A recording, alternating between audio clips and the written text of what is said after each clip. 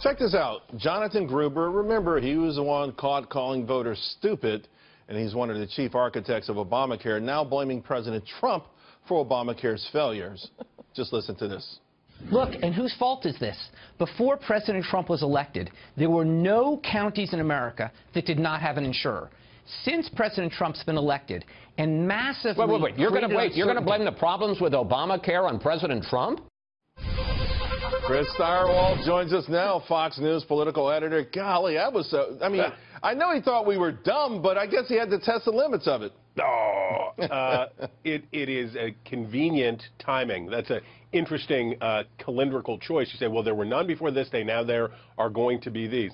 We know when the hammer is going to fall on this stuff because it's not this year, it's for next year. All of the things that were built into the law, all of the misplaced parts of this law, the parts that some of which even the president held back himself, are what led us to this moment. Now, sure, it's true that the fact that insurers know that Republicans are not interested in keeping this law afloat, and they'd rather replace it with something else. So I'm sure that that's part of why some of them are backing out. But these are, talk about pre-existing conditions. These are pre-existing conditions. Chris, though, I guess the overarching theme here is to somehow make this belong to the Republican Party. The bottom line is sort of, it reminds me of Colin Powell, you know, that it's yours, you broke it, you got to fix it kind of thing. I mean, this is now, right. So this is the GOP's baby, whether they want it or not.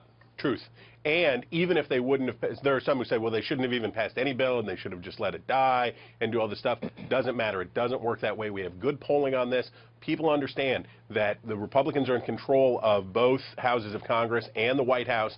It is up to them to deal with the issues that relate to the federal government. And after Obamacare, health insurance is an issue for the federal government, and the Republicans are going to have to deal with it one way or the other.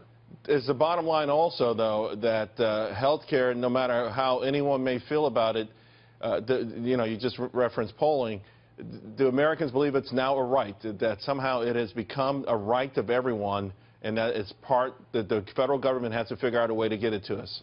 And the Republicans seem to agree with that precept as they started and continue through their work of dealing with these cuts or changes to Obamacare.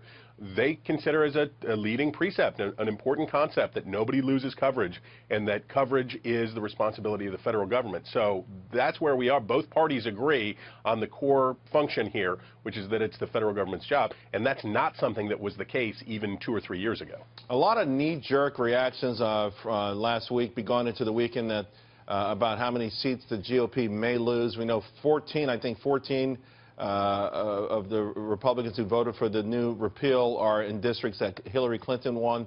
Yep. Any updates on that?